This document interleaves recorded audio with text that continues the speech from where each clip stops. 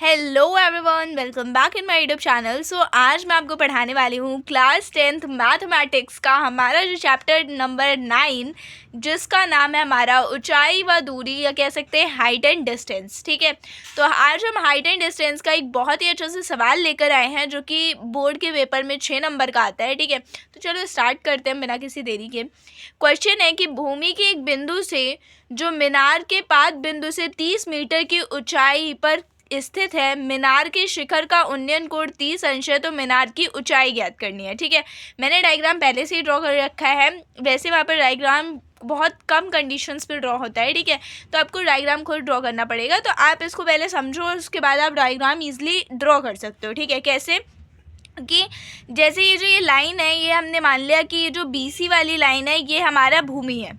ठीक है, अब भूमि का जो ये बिंदु है, उसने बोला पाद बिंदु से 30 मीटर की ऊंचाई पर है। ठीक है, तो ये यहाँ पे ये जो ये पॉइंट है, मतलब जो पीछे होता है ना, मीनार के पीछे जो बिंदु होता है उसको बोलते हैं पाद बिंदु, और यहाँ से जो इसकी ऊंचाई है वो हमारे यहाँ पर लिखा हुआ है कि 30 मीटर की दूरी पर, मतलब कि भूमि से 30 मीटर की दूरी पर एक मीनार ऊंचाई पर खड़ी हुई है।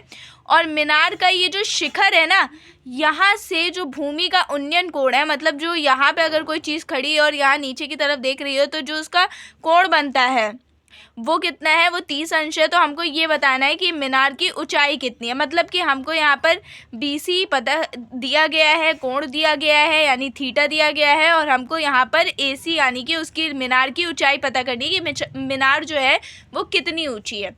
तो चलिए स्टार्ट करते। कैसे करेंगे, तो हम पता है क्या करेंगे, हम यहाँ पर लेंगे त्रिभुज ABC में। तो हम लिख लेते हैं त्रिभुज ABC में।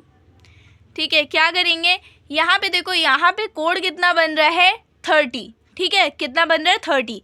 ये क्या है आपका, मैंने आपको पहले बताया था, जो समकोण होता है ना, यहाँ पे जैसे ये जो ये समकोण है, समकोण के सामने वाली भुजा कर्ण होती है, उसके साथ वाली भुजा लंब होती है, और ये जो नीचे वाली भुजा होती है ये आधार होती है। ठीक है, तो यहाँ पे हमारा क्या हो रहा है, यहाँ पे हमारा फॉर्मूला लग रहा है आपका लंब बटे आधार, और ये किसका फॉर्मूला होता है, ये होता है आपका tan का फॉर्मूला। और हम क्या करेंगे, अब यहाँ पर हमको कोण दिया गया है, तो हम यहाँ पर यूज़ करेंगे tan 30 का, यानी कि tan 30 equals to AC upon BC।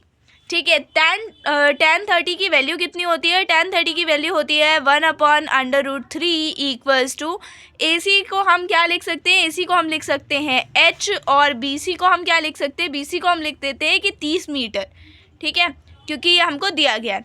अब इसको सॉल्व करने का तरीका तो आपको पता ही होगा, कैसे करते हैं, हम इसको तिर्यक गुणा कर लेते हैं। तो √3H इक्वल्स टू 30, क्योंकि किसी भी चीज़ का 1 में मल्टीप्लाई करो तो वही सेम चीज़ आती है, ये हमने पढ़ा हुआ है। और √3 का मल्टीप्लाई जब हम H से करेंगे तो √3H इक्वल्स टू 30। अब इसको हम सॉल्व करते हैं, तो हमने H को यहाँ लिखा, और ये वाली जो वैल्यू है हम इसको क्या करेंगे, इसको हम यहाँ नीचे रख देंगे। लेकिन हमने एक चीज़ और पढ़ी है कि जो अंडर रूट के अंदर जो चीज़ें होती हैं वो आपका कभी भी भाग में नीचे नहीं रह सकती हैं भैया। तो हम क्या करेंगे, हम करेंगे इसका परमेयकरण, यानी कि हम इसको इसके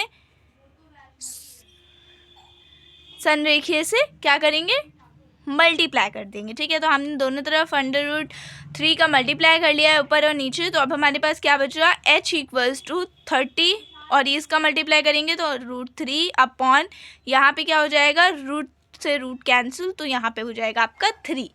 ठीक है, तो अब हम क्या करेंगे, अब हम इसको काटेंगे। तो 3 से हम 30 को काटेंगे कितने बार पे, 10 बार में। तो H इक्वल्स टू 10√3। ठीक है, चाहो तो ये भी आपका आंसर है, चाहो तो आप ये आंसर भी लिखोगे तो भी आपको नंबर मिल जाएंगे। लेकिन आप चाहते हो कि आप इसको थोड़ा और ज़्यादा अच्छे से इसका आंसर निकाल के लाओ, तो आप क्या कर सकते हो, आप इसकी वैल्यू रख सकते हो रूट की। ठीक है, तो 10 इंटू √3 की वैल्यू क्या होती है, 1.732। ठीक है, तो अब हम इसका मल्टीप्लाई करेंगे तो कितना आएगा, 17.32। और हाइट हमको किस में दी गई है, मीटर में, तो हम यहाँ पर लिख लेते हैं मीटर। ठीक है, तो चाहो तो आप 10√3 रखो तो भी आपको नंबर मिल जाएंगे, और अगर आप इसको ऐसे पूरा लिख देते हो तो भी आपको नंबर मिल जाएंगे। तो ये दोनों ही क्या हैं, ये दोनों ही मीनार की ऊंचाई है, यानी कि आंसर है। तो हम यहाँ पर एक लाइन ऐड कर देते हैं, अंततः मीनार की ऊंचाई 10√3 मीटर है।